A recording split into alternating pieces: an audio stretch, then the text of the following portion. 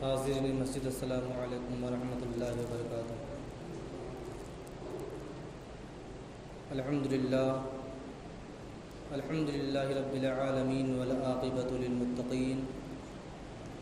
والصلاة والسلام علی سید المرسلین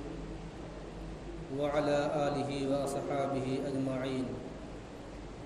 اما بعد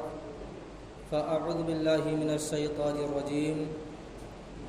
بسم اللہ الرحمن الرحیم۔ ان اکرمکم عند اللہ اتقاکم، صدق اللہ مولانا العظیم وبلغنا رسولہ النبی الامین المکین الکریم، ونحن علی ذلک لمن الشاہدین والشاکرین، والحمد للہ رب العالمین۔ محترم سامعین، آئیے کچھ عرض و معروض سے قبل اپنے آقا نامدار مدینے کے تاجدار جناب روح فدا محمد عربی صلی اللہ تعالی علیہ وسلم کی بارگاہ بے کس پناہ میں درود و سلام کی ڈالی نچھاور کریں اور پڑھیں بآواز بلند، اللہم صلی علی سیدنا شفیعنا حبیبنا کریمنا مولانا محمد وبارک وسلم صلاۃ وسلام علیک یا رسول اللہ صلی اللہ تعالی علیہ وسلم۔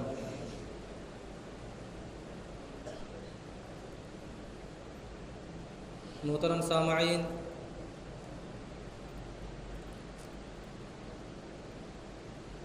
عربی مہینے کا یہ ذی الحجہ کا مہینہ ہے، اور اس مہینے میں اسلامی تاریخ کے اچھے کارنامے یادگار کی طور پر لوگ اسے پہچانتے اور جانتے ہیں۔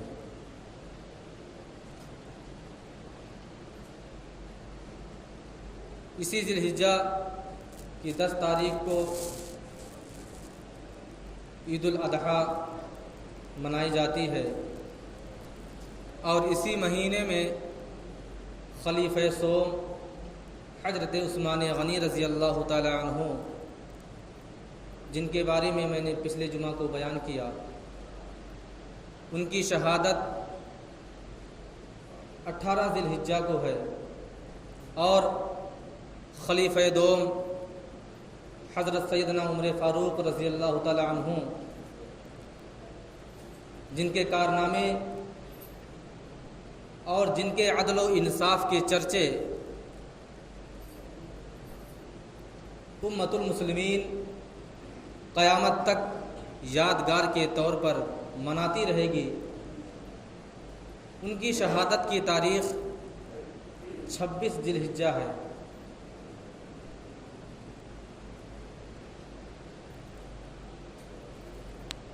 محترم سامعین، خلیفہ دوم حضرت سیدنا عمر فاروق رضی اللہ تعالی عنہ کی وہ ذات بابرکات ہے کہ آپ نے اپنے آپ کو اسلام میں اس وقت شامل کیا جب ہر طرف چند مسلمانوں کو کفار قریش اور دیگر مشرکین مسلمانوں کو پھیلتا پھولتا دیکھ کر کے ان کے کلیجے میں آگ لگ رہی تھی، اور تقریباً 39 مسلمان اسلام سے وابستگی کر چکے تھے۔ چونکہ میرے نبی کریم حضور تاجدار مدینہ صلی اللہ تعالی وسلم کی دعا بھی دی کہ اللہ تبارک و تعالی عمر کو تو دین اسلام میں شامل کر لے، اللہ تبارک و تعالی نے آپ کی دعا کو قبول فرمائی، اور 40ویں مسلمان حضرت عمر فاروق رضی اللہ تعالی عنہ کی ذات بابرکات تھی۔ اس سے پہلے میں آپ کو یہ بتاتا چلوں کہ جب تک حضرت عمر فاروق رضی اللہ تعالی عنہ ایمان نہیں لائے تھے، آپ اسلام میں شامل نہیں ہوئے تھے اس سے پہلے جو چند مسلمان ایمان لائے تھے ان لوگوں کی حالت یہ تھی کہ لوگ نماز بھی اگر ادا کرتے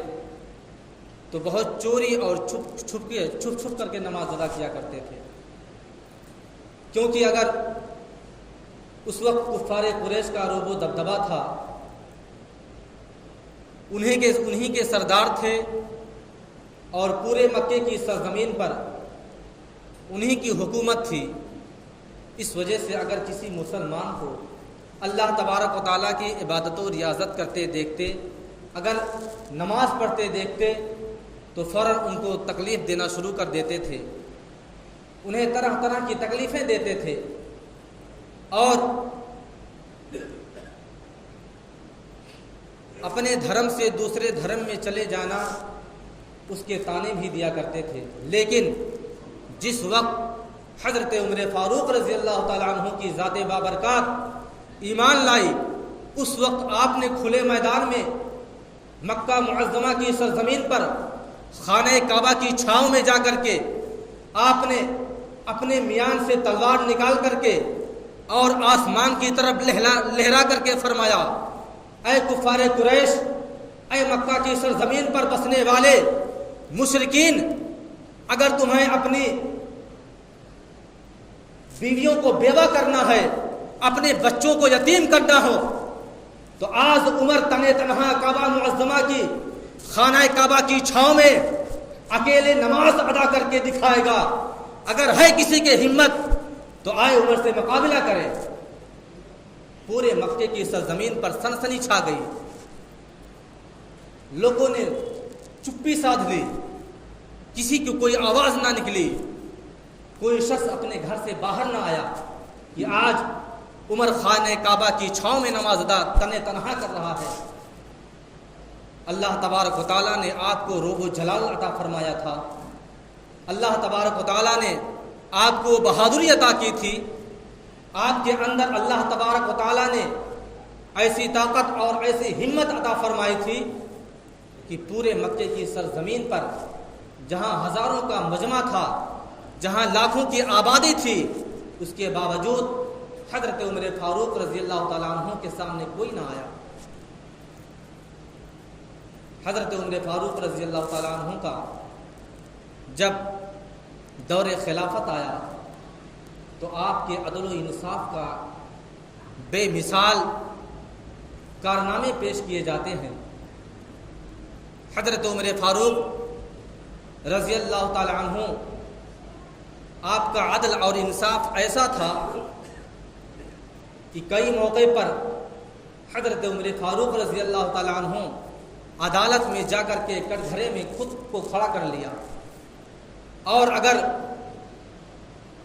قاضی القضاء جس کو آپ قاضی بناتے تھے، جس کو فیصلہ سنوانے کے لیے کرتے تھے، جسے اس زمانے میں جج کہا جاتا ہے، اگر وہ حضرت عمر فاروق رضی اللہ تعالیٰ عنہ کے حق میں فیصلہ سناتا تو آپ فوراً اس کو برخاست کر دیتے تھے، جس کو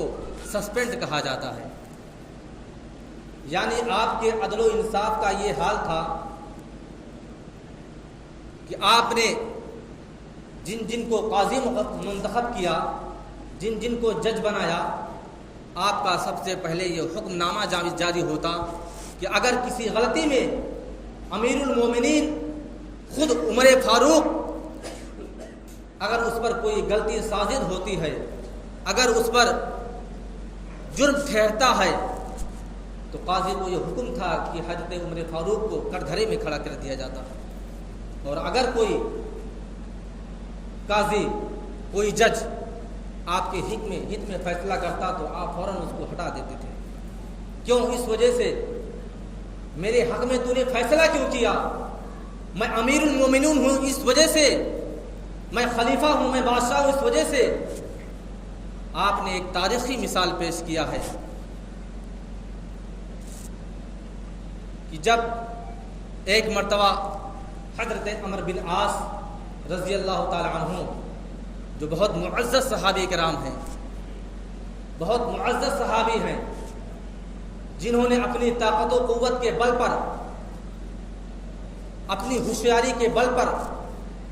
مصر کی سرزمین کو فتح کیا تھا، اور حضرت عمر فاروق رضی اللہ تعالیٰ عنہ نے اپنے دور خلافت میں جب ان کو مصر کا گورنر بنا دیا تو حضرت عمر بن عاص رضی اللہ تعالیٰ عنہ پورے مصر کے گورنر تھے۔ ایک مرتبہ ایک میدان میں چند لڑکے گھوڑ دوڑ کی تکرار کر رہے تھے کہ کون کس کا گھوڑا کب آگے گزر جاتا ہے۔ پچھلے زمانے میں ایسے ہی ہوتا تھا۔ تو ان بچوں میں حضرت عمر بن عاص رضی اللہ تعالیٰ عنہ کا بھی ایک لڑکا تھا۔ اس نے جب اپنے گھوڑے کو دوڑانا شروع کیا اور چند اور لڑکوں نے جب اپنے اپنے گھوڑوں کو دوڑانا شروع کیا، جب لوگوں نے شہ سواری دکھانا شروع کی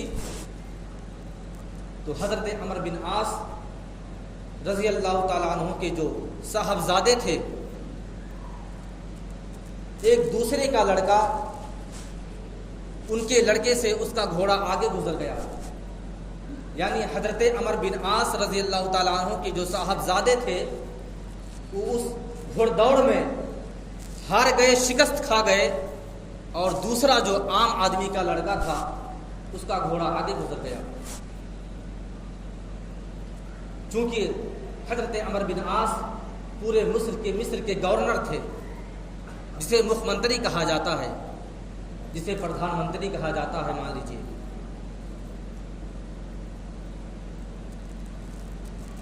جب عمر بن عاص رضی اللہ تعالیٰ عنہ کے صاحبزادے نے دیکھا کہ یہ تو گھوڑے میں مجھ سے آگے گزر گیا، فوراً انہیں اپنے گھوڑے کو روکا اور اس لڑکے پر کئی درے مار دیے، کئی درے زد کر دیے اس کے پیٹھ پر۔ جب وہ بچہ اپنے باپ کے بارگاہ میں جاتا ہے تو کیا دیکھا باپ نے کہ میرا بیٹا رو رہا ہے، گڑگڑا رہا ہے۔ سارا ماجرا اپنے باپ کو اس نے سنا دیا اور اپنے باپ کے سامنے اپنی پیٹھ کھول کر کے بھی دکھا دیا کہ عمر بن عاص کے لڑکے نے مجھے کتنے درے لگائے ہیں، سارے نشانات میرے پیٹھ پر پڑے ہوئے ہیں۔ اس باپ کو، ہر باپ اپنی اولاد سے بے حساب محبت کرتا ہے۔ باپ غصے سے تلملا اٹھا، لیکن کیا کرتا، گورنر کا بیٹا تھا، کچھ نہیں بولا اور فوراً اپنے گھوڑے پر سوار ہوا اور اپنے بیٹے کو کہا کہ گھوڑے کے پیٹھ پر بیٹھ جا میرے پیچھے۔ بیٹے نے عرض کیا، والد گرامی آپ کا کدھر کا سفر ہے، آپ کہاں جانا چاہتے ہیں؟ کہا کہ یہ عمر کا دور خلافت ہے، یہاں عدل کیا جاتا ہے، چاہے گورنر کا بیٹا ہو چاہے پردھان منتری کا بیٹا ہو، یہاں پر مجھے عدل چاہیے، انصاف چاہیے۔ اگر گورنر حضرت عمر بن عاص انصاف نہیں کرتے تو میرا ارادہ مدینے کی سرزمین پر جانے کا ہے، جہاں پر بیٹھ کر کے حضرت عمر خطاب رضی اللہ تعالیٰ عنہ خلافت کا سر انجام دیتے ہیں، میرا ارادہ وہاں جانے کا ہے۔ فوراً باپ نے گھوڑے کو ایڑ لگائی اور چند دنوں کے بعد جب مدینے کی سرزمین پر پہنچا اور عمر کی جب کچہری لگی، جب عدالت بٹھائی گئی تو ایک وہ بھی باپ تھا جس کے بیٹے کو درے مارے گئے تھے، اور درہ مارنے والا کوئی اور نہیں بلکہ مصر کے گورنر کا بیٹا تھا۔ حضرت عمر نے جب دیکھا کہ اس کے پیٹھ پر درے کے نشانات موجود ہیں، فوراً چند سپاہیوں کو فوراً آپ نے مصر کی طرف روانہ کر دیا اور کہا کہ گورنر کے بیٹے حضرت عمر بن عاص کے بیٹے کو گرفتار کر کے میری بارگاہ میں پیش کیا جائے، اور جب دنیا تاریخ آج گواہ ہے کہ جب عمر بن عاص کا بیٹے کو لانے کے لیے پولیس کی پوری فورس گئی تو حضرت عمر بن خطاب رضی اللہ تعالیٰ عنہ نے ارشاد فرمایا تھا کہ اس کے بیٹے کے ساتھ ساتھ اس کے باپ کو بھی لانا، یعنی عمرو بن عاص کو بھی لانا ہے۔ اور جب پولیس نے گرفتار کر کے اس کے بیٹے اور حضرت عمرو بن عاص رضی اللہ تعالیٰ عنہ کو عمر کے دربار میں پیش کیا تو فوراً اس عام آدمی کے بیٹے کو حضرت عمر نے بلایا اور کہا کہ جتنے درے تجھے مارے ہیں تو اس کی پیٹھ ننگی کر کر کے، اور جتنے درے تجھے مارے ہیں اس سے کہیں زیادہ اس کے پیٹھ پر درے لگا۔ جب وہ لڑکا حضرت عمرو بن عاص رضی اللہ تعالیٰ عنہ کے صاحبزادے کے پیٹھ پر درے لگا دیا اور گنتی پوری ہو گئی تو حضرت عمر فاروق رضی اللہ تعالیٰ عنہ نے ارشاد فرمایا کہ اب عمرو بن عاص کی پیٹھ پر بھی درے لگائے جائیں۔ لوگوں کی آہیں نکل گئی، لوگ چیخ پڑے، اے خلیفۃ المسلمین، آپ یہ کیا کرنے جا رہے ہیں؟ ایسے بہادر اور مجاہد کی پیٹھ پر آپ کوڑے لگوانے جا رہے ہیں جس نے اپنی بہادری کے بل پر پوری مصر کی سرزمین کو فتح کیا تھا، جو مصر کا گورنر ہے، آپ اس کی پیٹھ پر درے لگوانے جا رہے ہیں۔ حضرت عمر فاروق رضی اللہ تعالیٰ عنہ نے پھر ارشاد فرمایا میری عدالت میں گورنر اور ایک آدمی اور ایک گنوار دیہاتی کی کوئی حیثیت نہیں، اگر وہ غلطی کیا ہے تو سزا کھانے کا مستحق ہے۔ حضرت عمر فاروق رضی اللہ تعالیٰ عنہ نے حضرت عمرو بن عاص رضی اللہ تعالیٰ عنہ کی پیٹھ پر بھی درے لگوائے۔ مسلمانوں، بتانے کا مقصد یہ ہے کہ غور کرو، سوچو کہ مسلمانوں میں کیسے لوگ کیسے حکمرانی کرتے تھے کہ اگر بات آ جاتی تو گورنر اور بادشاہ کی پیٹھ پر بھی درے لگوا دیتے تھے۔ کیوں؟ اس وجہ سے اسلام کا تقاضا ہے، اسلام کا فیصلہ ہے، اسلام کی شریعت ہے کہ اگر کوئی شخص غلطی کرتا ہے تو سزا کھانے کا مستحق ہے، اور اگر کوئی شخص، کوئی حکمراں کسی کمزور پر ظلم کرتا ہے تو یقیناً اس کو بھی وہ بھی سزا کھانے کا مستحق ہے۔ مسلمانوں، حضرت عمر فاروق رضی اللہ تعالی عنہ نے ایسا عدل و انصاف کیا، آپ کی عدالت پوری دنیا میں مشہور ہے۔ آج ہم اور آپ جو پولیس فورس اور جگہ جگہ پر پولیس چوکی، تھانے اور کچہری دیکھتے ہیں، یہ کس کا ایجاد کیا ہوا ہے؟ کسی اور کا نہیں، بلکہ حضرت عمر فاروق رضی اللہ تعالیٰ عنہ نے اس کا ایجاد کیا۔ لوگوں کے دکھ اور درد کو سننے کے لیے آپ نے کچہریاں قائم کی، لوگوں کی خدمت کے لیے، لوگوں کو سفر میں کوئی مشکل نہ پیش آئے، اس وجہ سے آپ نے جگہ جگہ پر پولیس چوکی قائم کی تھی۔ کس کا ایجاد کیا ہوا ہے؟ کسی اور کا نہیں، بلکہ ہمارے اور آپ کے امیر المومنین حضرت عمر فاروق رضی اللہ تعالیٰ عنہ کا قائم کردہ کیا ہوا ہے، جس پر آج پوری دنیا قائم ہے، جسے آج غیر لوگ بھی اپناتے ہیں۔ سوچو، اگر کچہریاں نہ ہوتی، یہ اور بات ہے کہ آج کھانے اور کمانے کا اڈا بنا لیا گیا کچہریوں کو، یہ تو اور بات ہے، لیکن جب حضرت عمر فاروق رضی اللہ تعالیٰ عنہ کی عدالت لگتی تھی، جو ان کے قاضی ہوتے تھے، جو جج ہوتے تھے، بلا کسی رشوت کے، بلا کسی جد و جہد کے، بلا کسی تاریخ کے، صرف مقدمہ قائم ہوتا تھا اور ایک ہی دن میں فیصلہ ہو جاتا تھا۔ آج کیا حال ہے؟ آج تو زندگی ختم ہو جاتی ہے، مقدمہ چلتا ہی چلتا رہتا ہے۔ لیکن اس وقت کا زمانہ تھا، حضرت عمر فاروق رضی اللہ تعالیٰ عنہ کا عدالت تھی کہ اگر کسی کا مقدمہ آج قائم ہوا تو دوسرے دن اس کا فیصلہ سنا دیا جاتا تھا، اور فیصلہ بھی ایسا ہوتا تھا کہ اگر ایک کمزور آدمی ہے اور ایک کوئی بہت بڑا مالدار اور کوئی حکمران آدمی ہے، کوئی بادشاہ ہے، کوئی گورنر ہے، اگر اس نے ظلم کیا ہے، غلطی کی ہے، تو اس کے خلاف فیصلہ کر دیا جاتا تھا، چاہے گورنر کو سسپیکٹ ہی کیوں نہ کرنا پڑے، چاہے جتنا قابل، چاہے جتنا بہادر آدمی ہو۔ حضرت عمر فاروق رضی اللہ تعالیٰ عنہ کسی کی عدالت سننے میں گریز نہیں کرتے تھے۔ ایک مرتبہ غسان کا بادشاہ، جو پورے غسان کا حکمران تھا، اس نے حضرت عمر فاروق رضی اللہ تعالیٰ عنہ کے دور خلافت میں اسلام قبول کر لیا، ایمان سے سرفراز ہو گیا، لیکن جب مکہ کی سرزمین پر حج کرنے کے لیے آیا تو اس کا احرام اتنا لمبا تھا کہ زمین سے گھسیٹتا تھا، اور طواف کعبہ کے درمیان ایک عام آدمی کا پیر اس کے احرام پر پڑ گیا، اس کے جبے پر پڑ گیا، جس کی وجہ سے اس غسان کے بادشاہ نے، جو ابھی چند دن پہلے ایمان لایا تھا، اس نے فوراً اس عام آدمی کے اوپر اس کے گال پر ایک تھپڑ لگا دیا۔ فوراً اس نے حضرت عمر فاروق رضی اللہ تعالیٰ عنہ کی عدالت میں اپنا مقدمہ پیش کیا، کہا کہ مجھے غسان کے بادشاہ نے مجھے تھپڑ مارا ہے۔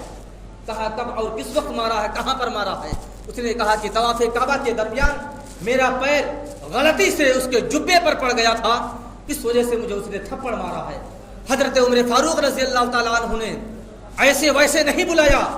بلکہ اپنی پولیس فورس بھیج کر کے اس کو گرفتار، اس کو قیدی بنا کر کے اپنے بارگاہ میں پیش کیا اور کہا کہ آپ نے اسے تھپڑ مارا۔ اس نے کہا کہ ہاں، میرے جبے پر اس کا پیر پڑ گیا تھا۔ حضرت عمر فاروق رضی اللہ تعالیٰ عنہ نے سب سے پہلے تو یہ فرمایا کہ تو نے اتنا لمبا جبہ سلایا ہی کیوں تھا کہ زمین پر گھسیٹتا؟ اور دوسری غلطی، اگر غلطی سے اس کا پیر تیرے جبے پر پڑ گیا تو نے اسے تھپڑ کیوں مارا؟ سمجھا بھی سکتا تھا، بتا بھی سکتا تھا، چھوڑ بھی سکتا تھا، معاف کر سکتا تھا، لیکن کہا کہ نہیں، میں تو بادشاہ تھا غسان کا، میں تو بادشاہ ہوں، میں تو حکمران ہوں، اور میرے جبے پر کسی عام آدمی کا پیر پڑ جائے۔ حضرت عمر فاروق رضی اللہ تعالیٰ عنہ نے کہا کہ اگر اس آدمی کو تو جا منا، اگر وہ تجھے معاف کر دیتا ہے تو میں بھی معاف کر دوں گا، لیکن اگر اس نے معاف نہیں کیا تو جان لے یہ عمر کی عدالت ہے، کسی اور کی نہیں۔ اس نے منانا جنانا شروع کیا، وہ آدمی نہیں مانا کسی طریقے سے، اور کہا مجھے فیصلہ چاہیے، مجھے انصاف چاہیے۔ حضرت عمر فاروق رضی اللہ تعالیٰ عنہ نے جب دوسرے دن اپنی عدالت قائم کی تو کیا دیکھتے ہیں کہ وہ شخص جو ابھی فوراً چند دن پہلے ایمان لایا تھا، وہ عیسائی مذہب اختیار کر کے پھر سے اپنے شہر غسان بھاگ گیا۔ حضرت عمر فاروق، تاریخی کتابوں میں آتا ہے، حضرت عمر فاروق رضی اللہ تعالیٰ عنہ نے اسے گرفتار کر کے اور اسے خانہ کعبہ کی اس سرزمین پر، اس کے گال پر اس آدمی سے تھپڑ لگوائے جس کو غسان کے بادشاہ نے جس آدمی کو تھپڑ لگایا تھا۔ سوچو حضرت عمر فاروق رضی اللہ تعالیٰ عنہ کی کیسی عدالت تھی، کیسا انصاف تھا۔ آپ کسی کو کسی حال میں بخشتے نہ تھے، اگرچہ وہ پورے غسان کا بادشاہ تھا، لیکن پھر بھی آپ نے اس کو بخشائش نہیں کی۔ اللہ تبارک و تعالیٰ کی بارگاہ میں دعا ہے کہ اللہ تبارک و تعالیٰ ہم تمامی مسلمانوں کو اپنے صحابہ کرام اور اپنے خلیفۃ المسلمین کے نقش قدم پر چلنے کی توفیق و رفیق عطا فرمائے۔ وآخر دعوانا الحمد للہ رب العالمین۔ السلام علیکم۔